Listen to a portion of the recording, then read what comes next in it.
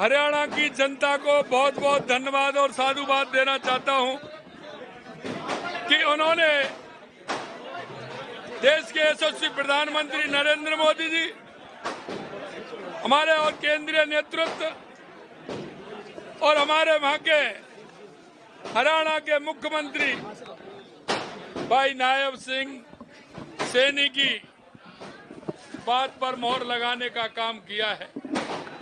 मैं कह सकता हूं हरियाणा की जनता ने देश के यशस्वी प्रधानमंत्री नरेंद्र मोदी जी की उस बात पर मोहर लगाई है कि जो हम कहते हैं वो करते हैं और करते हैं वही हम कहते हैं।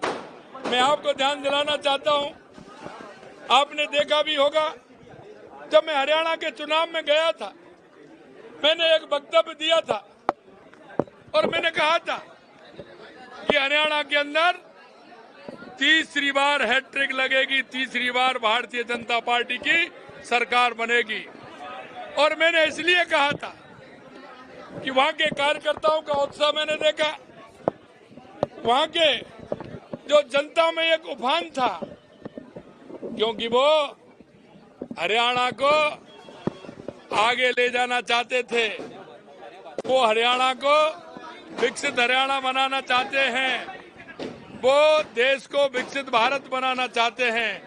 आपने देख लिया कांग्रेस जिस तरह से लूट और झूठ का सहारा लेती है, कई तरह की अफवाहें फैलाती है। हरियाणा की जनता ने कांग्रेस को और उनके सहयोगियों को जवाब देने का काम किया है। इसलिए मैं कह सकता हूं कि आने वाले समय में पूरे देश के अंदर भारतीय जनता पार्टी का जहां हमारे चुनाव आने वाले हैं, वहां भी मैं कह सकता हूं कि बहुत बड़े बहुमत के साथ भारतीय जनता पार्टी जीतेगी। और ये भी विश्वास दिलाता हूं आने वाले समय में केंद्र में भी हम चौथी बार बहुत बड़े बहुमत के साथ रिपीट करेंगे, बहुत बड़े बहुमत के साथ। मैं आज आप सभी को इतना ही कहना चाहता हूं कि जिस तरह से हरियाणा की जनता ने जिस विश्वास के साथ तीसरी बार सरकार बनाई है, तीसरी बार हैट्रिक लगाई है, उस जनता को मैं कोट कोट नमन करता हूं, धन्यवाद देता हूं।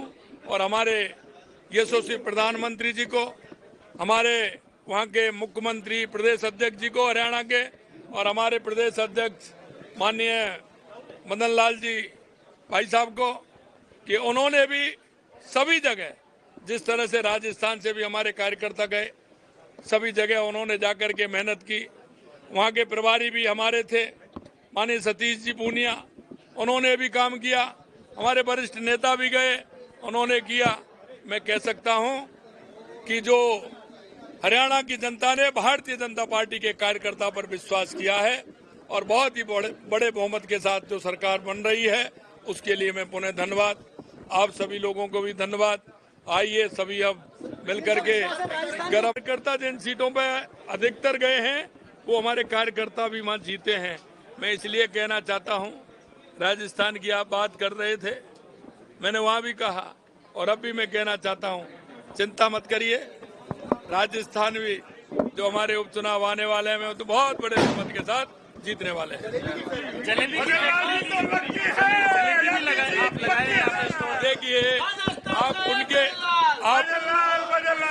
आप उनके बारे में क्या बात कर रहे हो, जो आलू से सोना बनाते हैं, फैक्ट्री से जलेबी बनाते हैं। और आपने देखा है हमारे तो पार्क में कार्यकर्ताओं ने जलेबी बना रहे हैं, यहाँ कौन सी फैक्ट्री है। लेकिन जिस व्यक्ति को